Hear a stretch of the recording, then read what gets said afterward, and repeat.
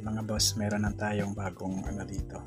Ididemo ko naman sa inyo mga boss, isang laruan ko mga bossing para sa trabaho ko mga boss. Ito nabili ko na to, matagal ko na to nabili mga boss. Nilagyan ko lang ng magnet sa likod para in case ko magto-trouble ako. Lalagay ko lang pag metal yung part ng wall ng tinutrobolan ko mga boss, like mga panel. So nilagyan ko siya ng magnet. So mga boss, ano ko lang sa inyo dito, share ko lang to sa inyo mga boss, yung isang laruan ko mga boss as a multi-tester mga bossing. Simple lang to mga boss, mura lang din to mga bossing, matagal na to sa akin. So hindi to masyado kasi pwede mo lang to ilagay sa bulsa mo mga boss. So kaya ginawa ko to, binili ko to kasi meron siyang ang purpose ng main purpose ko nito. Kasi yung ibang multi-tester kasi wala siyang milliamperes. So ito may milliamperes po siya. Kaya sinadya kong binili, tsaka handy kasi. So pwede ko sang dalhin na nasa bulsa ko lang mga boss. So hindi ako bumili ng mga multi-testers na malalaki mga bossing. So simple lang masyado mga boss, mura lang. Pero gamit na gamit to mga bossing. So i-demo ko lang sa inyo mga boss ano mga function nitong multi-tester. I know alam na natin lahat ng multi-testers is voltage, AC voltage, DC voltage, ohms, continuity, and then capacitors and diode, and then hertz. Okay? Ayan, ito mga boss yung function niya. Ngayon naka-off po siya mga bossing. I-on natin, try natin yung hindi lang tayo mag-test bossing ha, kasi wala akong mga materials dito pwede nating i-test mga boss, pero function to mga bossing. So ito yung voltage, ito yung AC voltage, ito naman yung DC voltage mga boss. Nandito yung diode, tsaka ohms, tsaka continuity mga boss. Nandito din yung live, makaka-detect din siya ng live mga bossing in CV. Then ito yung main purpose ko mga boss, yung milliamperes mga bossing. Okay? DC milliamperes to, sign of DC mga boss. Then nandito yung capacitors, and then hertz. So magsiselect lang tayo dyan kung saan yung gusto yung iti-test mga boss. So mag-select dito yung selection mga boss, like for example kung dito tayo nag-select mga bossing, kasi tatlo tong dito diode, ohms, tsaka continuity. Okay, then dito din yung hold. So try natin yung sa AC voltage.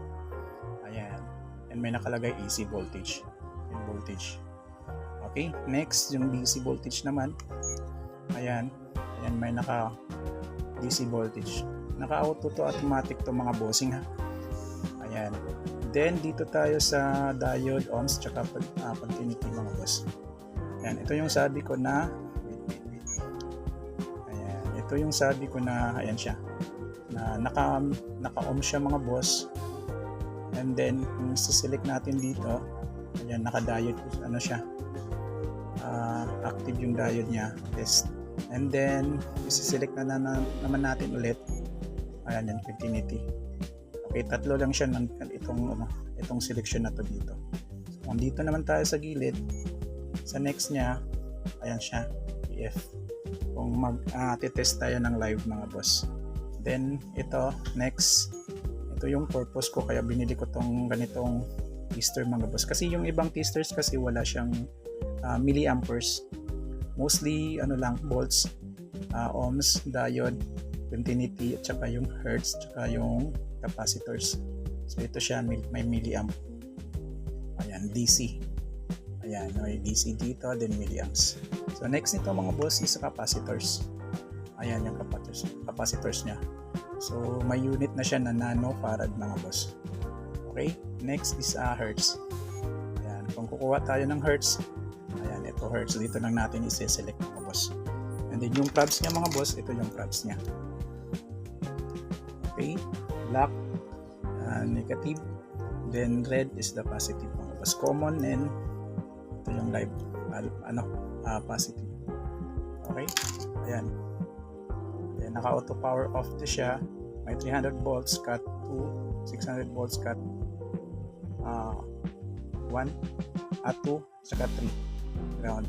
Yan, to RMS din to mga boss. Okay, yan mga boss. nasa inyo mga boss kung bibili kayo nito. Nasa comment section lang yung link, ilalagay ko lang mga boss. So laking tulong to mga boss kung bit nyo to mga boss, kasi handy.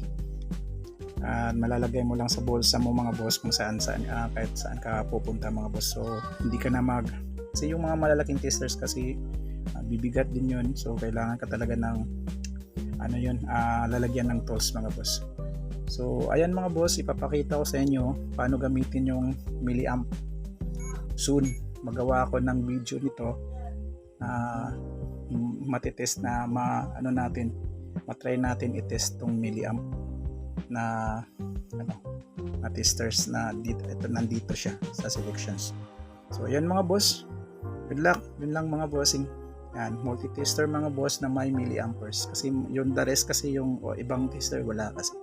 So ayan mga boss, thank you.